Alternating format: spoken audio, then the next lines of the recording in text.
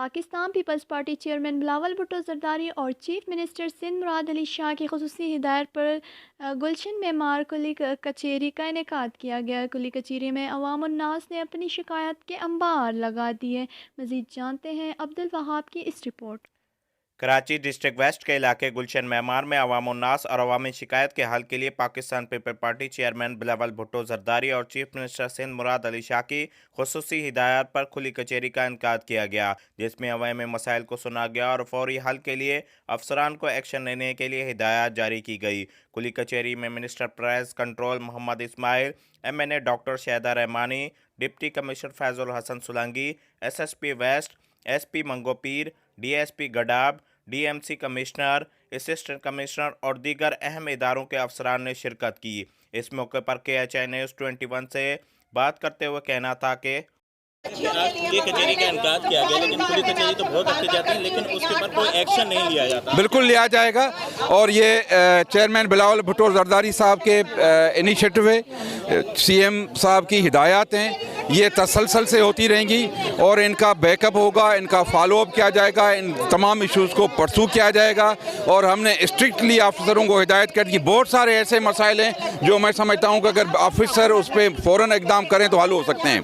60-70% issues ऐसे हैं जो अगर वो जो हमारे अफसरान बैठे हैं वो हल हो सकते हैं। तो इंशाल्लाह ये बिल्कुल इसका फॉलोअप होगा, परसू होगा और ये तसलसल के साथ पूरी सिंध के तमाम अजला के हेडक्वार्टर्स में और बल्कि आगे हम जाके तहसीलों में भी, छोटे छोटे टाउन्स में भी हम ये ओपन कचरा करेंगे। प्राइस के हवाले से अगर बात की जाए तो सिंध के अंदर प्राइस का एक सिस्टम तो मौजूद है, लेकिन उसके ऊपर कोई अमल दरामद नहीं हो सका, ना ही अवामी शिकायत के लिए कोई एक रास्ता खोला गया कि किस इलाके में जो प्राइस है वो हाई जा रही है। नहीं, अगर प्राइसेस कुछ चीज़ों की तो हाई इसलिए हुई हैं कि आपको पता है कि हर चीज़ महंगी कर दी गई है, गैस महंगी हो गई, बिजली महंगी हो गई, डॉलर महंगा हो गया और तमाम चीज़ों की कीमतें इतनी दुगनी तिगनी कर दी गई हैं कि हर चीज़ का उस पर असर पड़ता है।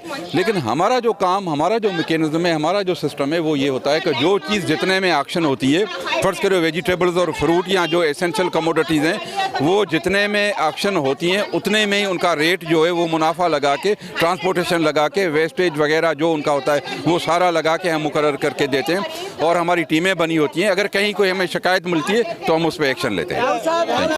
चाइना कटिंग फुल्ली एक्शन होगा, बिल्कुल देखें, बिल्कुल हटेगा। हमने बात कर दी है, बिल्कुल जो भी कब्जागिर माफिया होगी उसके खिलाफ फुल्ली ऑपरेशन हम करेंगे, किसी को नहीं बख्शेंगे चाहे कोई भी हो। और कब्जागिर माफिया के खिलाफ ऑपरेशन होगा। पानी की शिकायतें आई हैं, गैस की शिकायत आई हैं, बिजली की शिकायतें आई हैं, हम इनको परसू करेंगे, फॉलो करेंगे, तजावज़ात का खात्मा करेंगे। और लेकिन तजावज़ात के खात्मे में आम जो गरीब लोग बैठे हैं घर, जिनके पास और कोई शेल्टर नहीं है, उनके पास उनको हम एकदम नहीं तोड़ेंगे जब तक कोई उनका अल्टरनेटिव हम मुहैया नहीं करते। मिनिस्टर साहब बिलावल साहब ने एक्शन लिए जाएंगे, क्या उसको आम आवाम के साथ शेयर किया जाएगा? बिल्कुल, हम इसलिए ये बैठने का मकसद क्या है, हम जो यहाँ बैठे हैं वो लोगों के साथ शेयर करने के लिए, डायरेक्ट पब्लिक के साथ बैठने के लिए, ताकि हम उनके इश्यूज सुने और उन इश्यूज को समझें और उनके हल करने के लिए ठोस इक़दाम करें। और खाली इक़दाम नहीं करेंगे, उनको हम परसू करेंगे, उनको फॉलो करेंगे। कचेरी का इनकार किया गया मेहमान और इसके खिलाफ काफ़ी शिकायतों के भरमार लगा दिए हैं, आप क्या समझते हैं कि अजाला हो पाएगा इन शिकायतों का? देखिए, चेयरमैन बिलावल भुट्टो जरदारी साहब की हिदायत पर CM सिंध ने इसको ऑर्गेनाइज करवाया और मिनिस्टर आए। आपने देखा कि लोगों की शिकायत आई और बिल्कुल मसाइल बहुत ज़्यादा हैं और ये उसी सूरत में हल होंगे कि जब मिनिस्टर्स आवाम में जाएंगे। हमारा रब्ता डायरेक्ट आवाम से होता है और आपने देखा कि बेहतरीन आज तमाम इंतज़ामिया को भी बैठाया गया और इंशाअल्लाह ताला ये अमल जो है फॉलो अप रहेगा और इसके ऊपर आप अच्छा बेहतर नतीजा देखेंगे।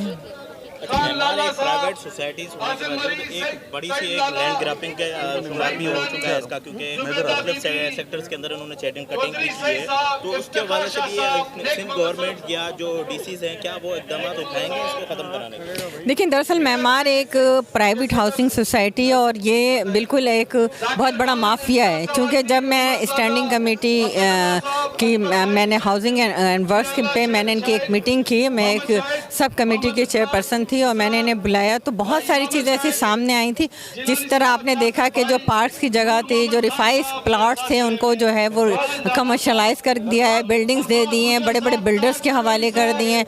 जो यहाँ के लोगों का बेसिक मतलब था, पानी और बिजली, वो तमाम चीज़ें लोगों को नहीं प्रोवाइड की जा रही। यहाँ पहले पार्क हुआ करते थे, पार्क आपने देखा उजड़ गए हैं या उनके ऊपर प्लाजा बन गया है। तो ये वो तमाम चीज़ें, और फिर आप अगर हम एक महीने पानी का बिल ना दें, बिजली, तो आप फौरी तौर पे डिस्कनेक्शन नोटिस देते हैं। आपने वाटर बोर्ड के 50-50 करोड़ के डिफ़ॉल्टर हैं। अगर ये बिल्डर किसी और को दे के चले जाते हैं तो कल यहाँ के रिहायशियों के लिए बहुत बड़े मसाइल खड़े हो जाएंगे। तो हमने इसके लिए एक जद्दोजहद जारी रखी हुई है गुज़िश्ता 6-7 सालों से, और इंशाअल्लाह ताला जब तक हम इनको कैफरे किरदार तक नहीं पहुँचाएँगे, ये हमारा आज़म कि यहाँ के लोगों को उनका जायज़ हक़ मिले। अच्छा, जो मरमाना के जुर्माने की इजाज़त है, जिसमें मिनिस्टर साहब ने जो है एक्शन भी लिया, बाकायदा इनको बंद कराया कि अभी आप जुर्माने नहीं कर सकेंगे और जो काम है वो लायामल जो आगे आप तैयार करेंगे उसके ऊपर जो काम किया जाएगा, क्या ये जुर्माने बंद हो पाएंगे या अभी भी मनमाने जारी रहेंगे? देखिए, पहले भी जब हमने के इलेक्ट्रिक से यहाँ पर पहले इंफ्रास्ट्रक्चर नहीं था, मेरी के इलेक्ट्रिक से मीटिंग और हमने उनको इंफ्रास्ट्रक्चर का कहा। यहाँ 8-8 से 10 घंटे लोड शेडिंग होती थी, आज वो ख़त्म हुई क्योंकि हमने इसके अंदर बैठ कर काम किया।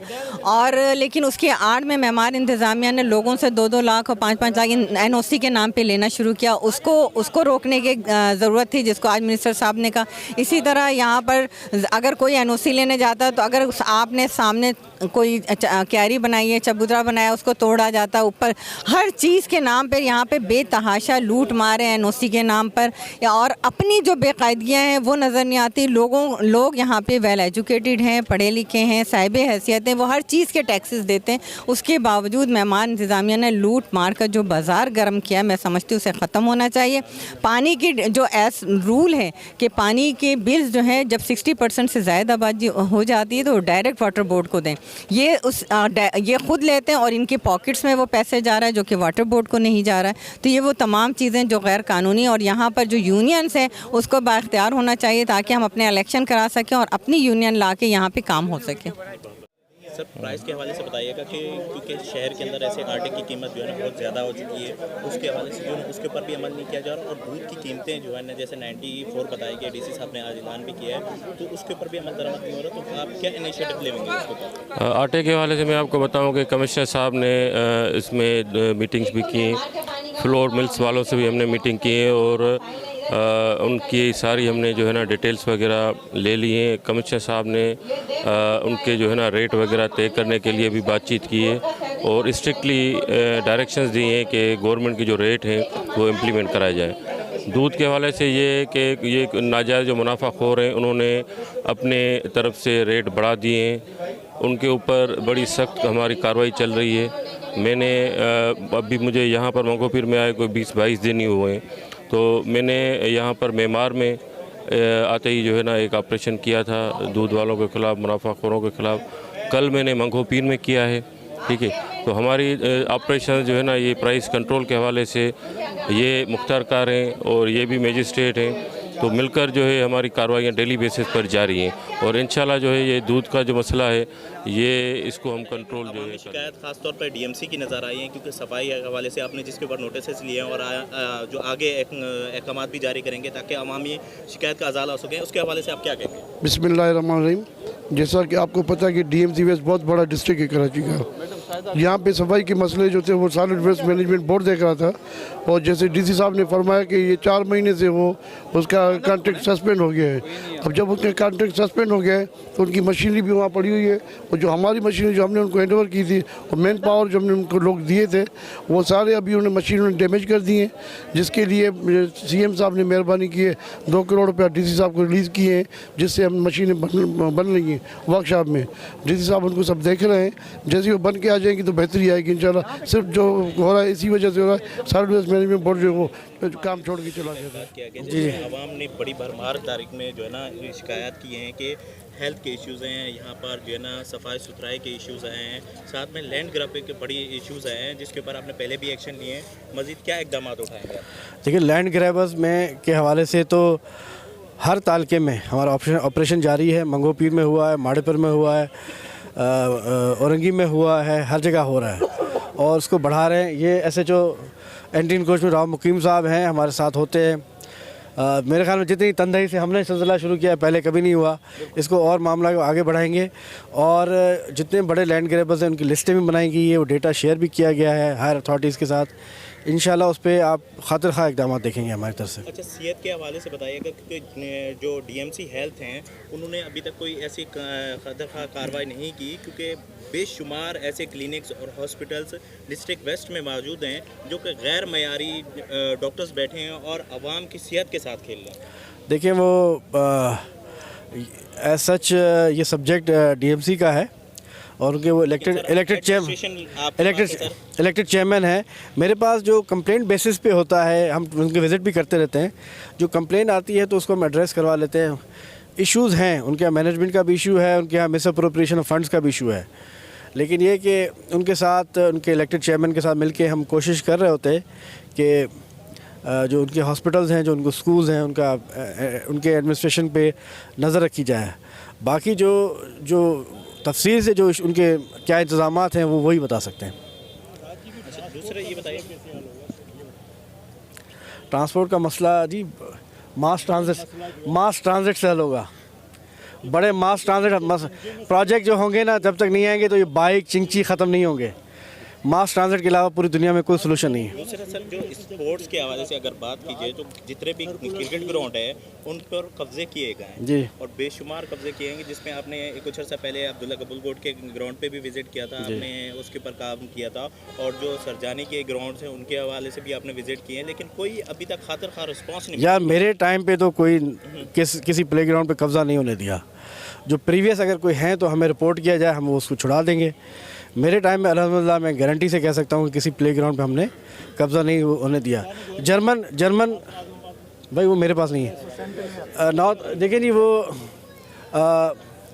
वहाँ पे एक जर्मन स्कूल पे हो रहा था ग्राउंड पे, उसी वक्त हमने एक्शन लिया था। इंशाल्लाह मेरे टाइम पे किसी प्लेग्राउंड में कब्जा यहाँ पे खसूसी हिदायत पर खुली कचहरी का इनकाद किया गया, जिस पे अवाम ने शिकायतों के भरमार लगा दिए और आला अफसरान ने उसको नोटिस लिया और अवाम की शिकायत का अजाला करने के लिए अहकाम जारी कर दिए। जी, कैमरामैन टीम के साथ अब्दुल वहाब के HA न्यूज़ कराची।